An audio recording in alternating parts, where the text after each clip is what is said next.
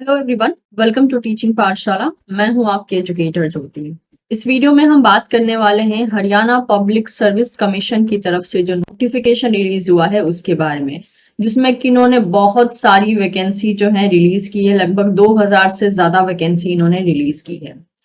तो ये जो ओवरऑल वैकेंसी रिलीज हुई है, ये मेनली रिलीज हुई है असिस्टेंट प्रोफेसर के लिए, जिसमें कि जो वेरियस सब्जेक्ट्स हैं उसके लिए मेनली ये पोस्ट रिलीज की गई है।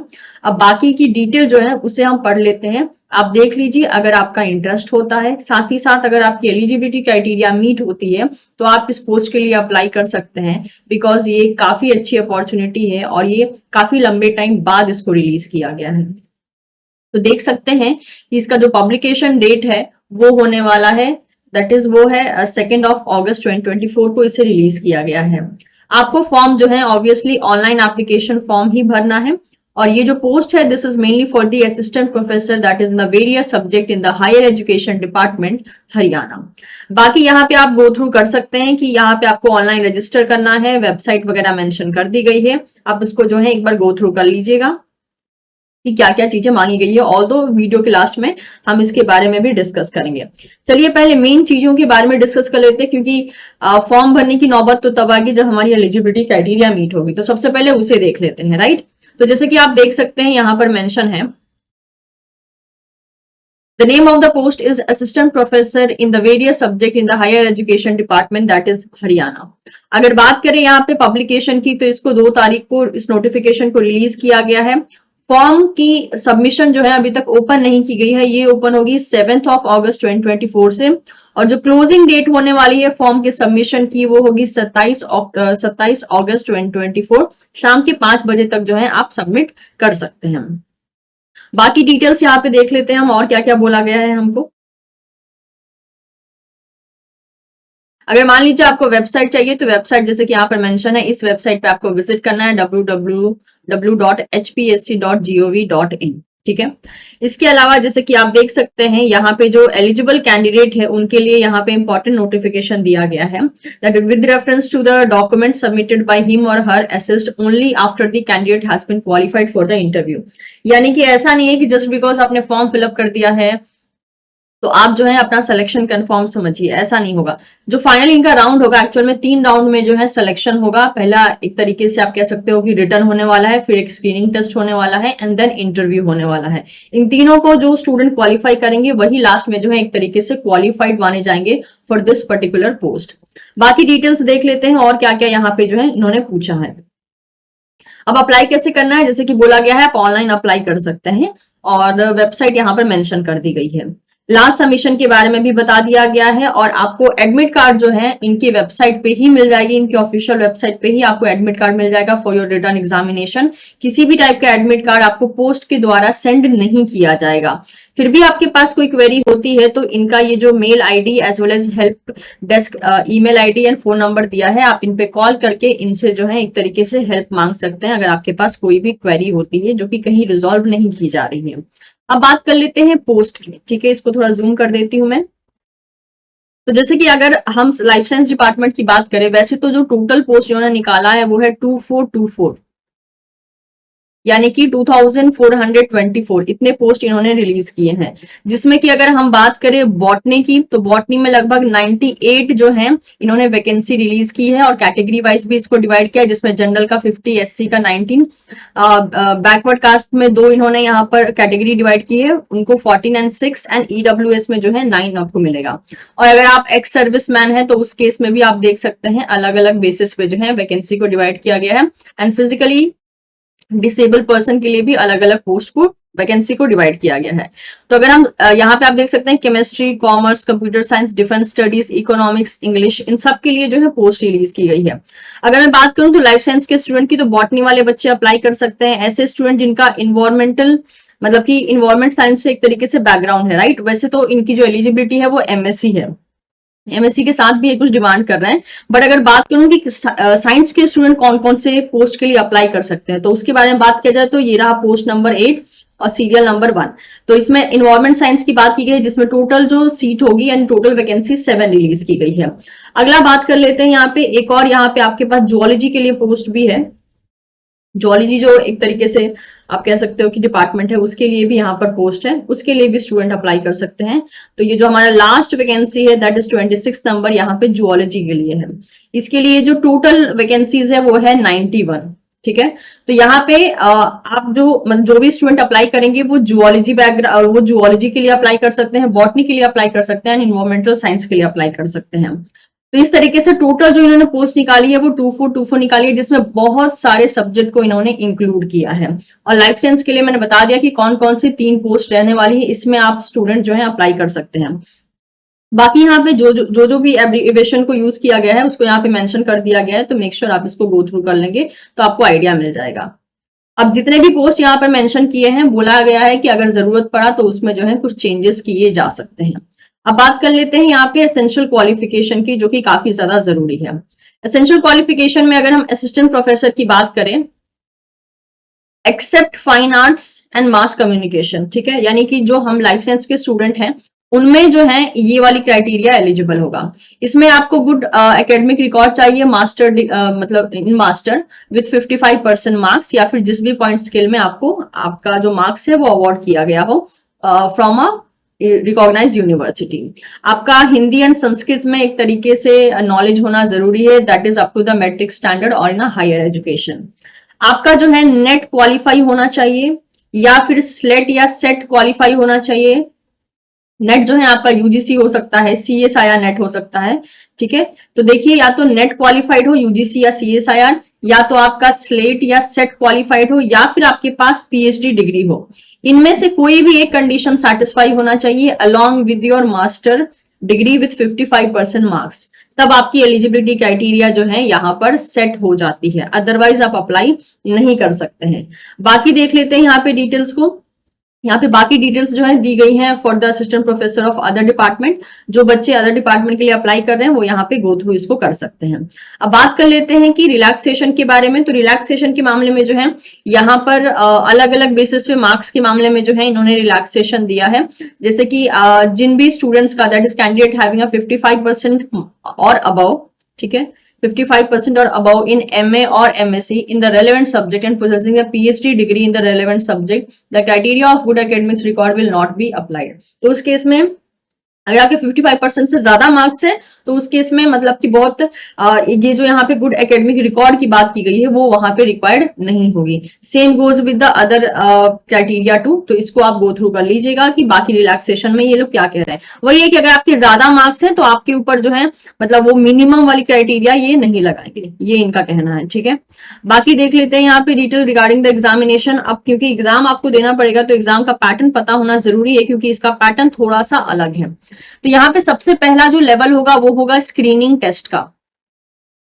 ठीक है, स्क्रीनिंग टेस्ट में क्या होगा, आपको टोटल जो ये रिटर्न टेस्ट होगा तो इसमें टोटल आपको जो एमसीक्यू मिलेंगे वो मिलेंगे 100, टाइम ड्यूरेशन 2 घंटे का होगा, टोटल मार्क्स 100 होगा। सारे के सारे क्वेश्चन 1 मार्क्स कैरी करेंगे। हर एक क्वेश्चन में आपको 5 ऑप्शन मिलेंगे, that is option A, B, C, D, E. ठीक है, और जो वैलिड ऑप्शन होगा वो एक्चुअल में ए से डी तक ही होगा, यानी आपका जो आंसर पिक करने वाला ऑप्शन होगा वो ए से डी तक ही होगा। लेकिन मान लीजिए इसका करेक्ट आंसर है ए, तो आपने ए टिक कर दिया। लेकिन फॉर एग्जांपल मान लीजिए आपको ये क्वेश्चन नहीं आता है और आप इसे अटेंड नहीं करना चाहते हो, इन दैट केस आपको ई ऑप्शन को टिक करना पड़ेगा, ऐसा यहाँ पे मेंशन किया गया है। अगर आप इस ई ऑप्शन को टिक करने का मतलब है कि I am not interested in attending this question, ये इसका मतलब है। तो अगर आपने इसको सर्कल नहीं किया है तो आपके जो है 0.25 मार्क्स को नेगेटिव कर दिया जाएगा, यानी आपको नेगेटिव मिलेगा अगर आपने अनअटेम्प्टेड क्वेश्चन में ई को सर्कल नहीं किया। इसको एक तरीके से जो है सर्कल करके इसको आंसर देना होता है।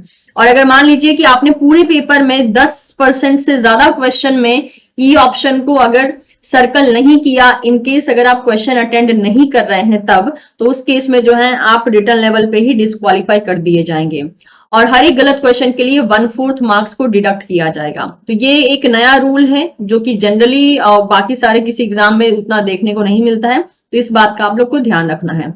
जो पेपर का मीडियम होगा, जैसे कि यहाँ पर मेंशन है पेपर का मीडियम ओनली इंग्लिश की बात करें तो बॉटनी वाले जो बच्चे मतलब बॉटनी डिपार्टमेंट के लिए जो अप्लाई कर रहे हैं उनको पेपर इंग्लिश में मिलेगा, इन्वायरमेंटल साइंस के लिए भी इंग्लिश में मिलेगा, जूलॉजी के लिए भी इंग्लिश में मिलेगा। बाकी यहाँ पे होम साइंस हो गया, मैथमेटिक्स हो गया, फिजिक्स हो गया, कंप्यूटर साइंस हो गया, इन सब के पेपर्स भी आपको इंग्लिश में मिलेंगे। ओके, बाकी बाइलिंगुअल में कौन कौन से पेपर मिलेंगे ये आप देख सकते हैं, और जो सब्जेक्ट रिलेटेड पेपर होंगे लाइक इंग्लिश, हिंदी, संस्कृत, पंजाबी, ये सब जो है उनकी रिस्पेक्टिव लैंग्वेज में ही देखे जाएंगे।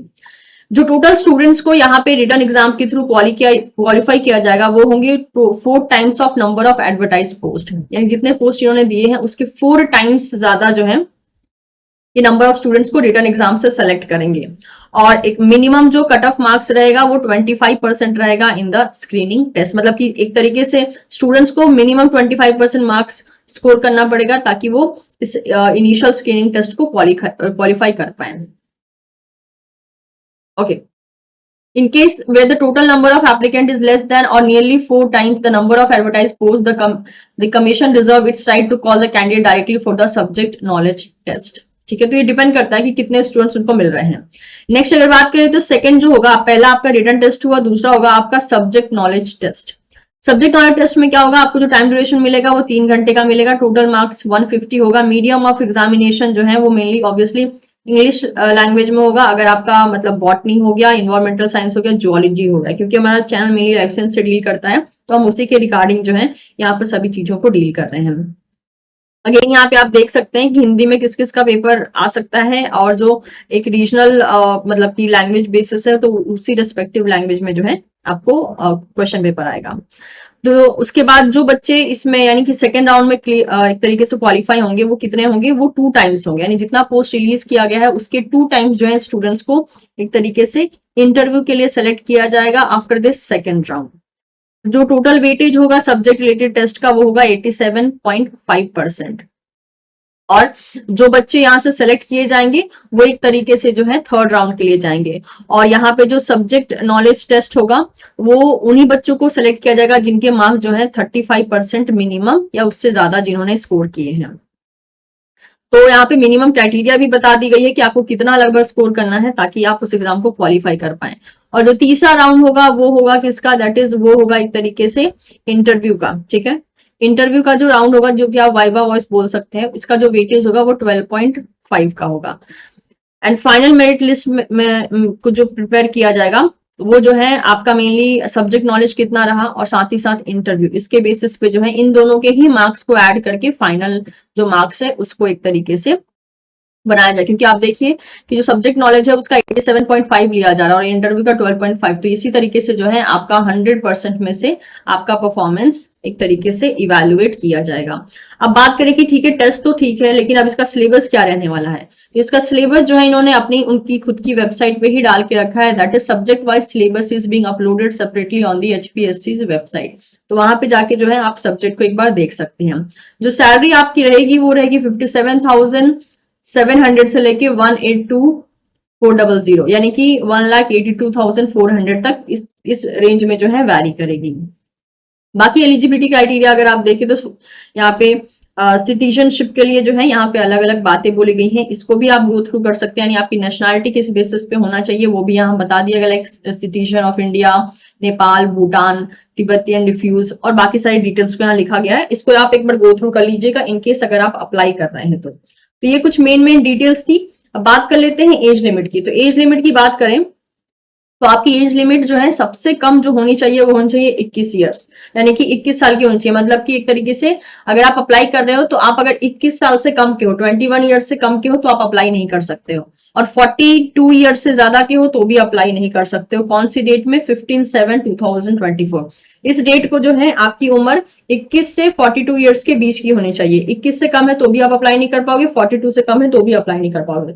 लेकिन इस केस में भी जो है एज में भी इन्होंने रिलैक्सेशन दिया है, लेकिन एज में रिलैक्सेशन उन्हीं लोगों के लिए है जो कि हरियाणा बेस्ड रिजर्वेशन कैटेगरी में आते हैं। अगर आप किसी और स्टेट के हैं और आप रिजर्वेशन कैटेगरी में आते हैं तो भी आपको एक तरीके से जनरल ही कंसिडर किया जाएगा। अगर आप शेड्यूल्ड कास्ट में आते हैं दैट इज फ्रॉम हरियाणा, तो उस केस में जो है आपको 5 ईयर का रिलैक्सेशन है। Backward class of Haryana again 5 year का रिलैक्सेशन है। लेकिन मान लीजिए आपका बैकवर्ड क्लास है लेकिन किसी और स्टेट का है तो आपको जनरल कंसिडर किया जाएगा। सिमिलर बेसिस पे 5 ईयर का रिलैक्सेशन जो है यहाँ पे डिसेबल्ड पर्सन के लिए है। नेक्स्ट यहाँ पे आप देख सकते हैं अलग अलग केसेस में बाकी सारा रिजर्वेशन आई मीन टू से रिजर्वेशन कैटेगरी के लिए भी यहाँ पे और बाकी जो एज डिटेल है उसको भी मेंशन किया गया है कि मिलिट्री पर्सनल की जो वाइफ्स होती हैं जिनमें कि मतलब पर्सन जो है डिसेबल्ड है वाइल सर्विंग द नेशन, उस टाइम पे जो है 5 ईयर का रिलैक्सेशन है। विडो और लीगली डाइवोर्स जो वुमेन है उसके लिए 5 ईयर्स का है। बाकी सब भी आप देख सकते हैं अनमैरिड वुमेन के लिए 5 ईयर का रिलैक्सेशन है। ये सारा कुछ यहाँ पर मेंशन किया गया है, ठीक है। लेकिन एज रिलैक्सेशन जो है हरियाणा बेस्ड स्टूडेंट जो होंगे उन्हीं के लिए है, बाकी सबके लिए नहीं है। तो आपको करना क्या है, आपको जो है एक बार इनकी वेबसाइट पे विजिट करके सिलेबस को डाउनलोड कर लेना है और साथ ही साथ देखना है कि आपकी एलिजिबिलिटी क्राइटेरिया मीट हो रही है या नहीं हो रही है। तो एलिजिबिलिटी क्राइटेरिया इन्होंने काफी सिंपल रखा है कि भाई आपके मास्टर में जो है 55% से ज्यादा मार्क्स होने चाहिए या फिर उसके इक्विवेलेंट कोई पॉइंट आपका हो, जो भी ग्रेड स्केल चूज किया गया है वो हो सकता है, या उसके साथ जो है आपका नेट या फिर नेट जो है या स्लेट या सेट या फिर पीएचडी, इन सब में से कोई एक जो है आपके पास क्वालिफाइड रहना चाहिए। तो ये सारा का सारा डिटेल था अलॉन्ग विथ एग्जामिनेशन की। एग्जाम जो है 3 लेवल पे होगा, पहला होगा स्क्रीनिंग, दूसरा होगा सब्जेक्ट नॉलेज टेस्ट और तीसरा होगा वाइवा यानी कि इंटरव्यू। इन तीनों में क्वालिफाई करना जरूरी है, तभी जो है आपका जो है फाइनल सिलेक्शन देखा जाएगा। तो ये सारी की सारी डिटेल थी। इसका लिंक जो है मैं आपको डिस्क्रिप्शन बॉक्स में दे दूंगी। आपको इसके एप्लीकेशन फॉर्म को जो है प्रॉपर ढंग से पढ़ लेना है एंड देन आपको एप्लीकेशन फॉर्म भरना शुरू करना है। बाकी आप देख सकते हैं यहाँ पर फी भी मेंशन है कि जो मेल कैंडिडेट है फ्रॉम लगभग ऑल द डिफरेंट कैटेगरीज उनको 1000 रुपीज पे करना होगा। Female candidate of general category including the female dependent ES of Haryana only उनका 250 लगेगा। और अदर स्टेट के जो कैटेगरी के जो फीमेल्स हैं उनके लिए भी सेम रहेगा। बाकी mails and female of SC BCA या फिर BCB ESM category of Haryana, सिर्फ हरियाणा के जो होंगे वो दैट इज उनका भी 250 लगेगा। तो हरियाणा बीच के लिए यहाँ पे चीजें मेंशन है, लेकिन जो बाकी कैटेगरी है जो कि आउटसाइड द हरियाणा है उनको जो है जनरल कैटेगरी की तरह ही ट्रीट किया जाएगा। उसके अलावा अगर पीडब्ल्यूडी स्टूडेंट है जिसमें 40% से ज्यादा डिसेबिलिटी है तो उनमें जो है कोई भी फी नहीं लगेगा। तो ये सारा का सारा डिटेल हो गया। बाकी भी कुछ की पॉइंट्स जो है यहाँ पे मेंशन है, आप उसको भी एक बार गो थ्रू कर लीजिएगा। साथ ही साथ इन्होंने यहाँ पर मेंशन करके रखा है कि हाँ कौन कौन से डॉक्यूमेंट्स की जरूरत है, इसी सारा का सारा पीडीएफ में है, तो आप उसको भी गो थ्रू कर सकते हैं। इसके अलावा अगर देखा जाए कि एग्जाम जो है मेनली इनका ऑफलाइन बेसिस पे देखा जाएगा, और जैसे कि यहाँ पे बोला है पंचकुला, तो यानी मेन मतलब पॉसिबिलिटी है कि आपको जो एग्जाम है वो हरियाणा में जाकर ही देना होगा अगर आप इसके लिए अप्लाई करते हैं तो ये था सारा का सारा डिटेल। उम्मीद करती हूँ आपको ये इन्फॉर्मेशन पसंद आई होगी। अगर आप इंटरेस्टेड होते हैं तो आप इन सारे पोस्ट के लिए अप्लाई कर सकते हैं। Thank you so much everyone. अगर वीडियो इन्फॉर्मेटिव लगा हो तो इसे लाइक कर सकते हैं, इसे आप अपने दोस्तों के साथ शेयर कर सकते हैं। Don't forget to subscribe teaching Pathshala for more such video updates. See you soon in the next session. Bye bye.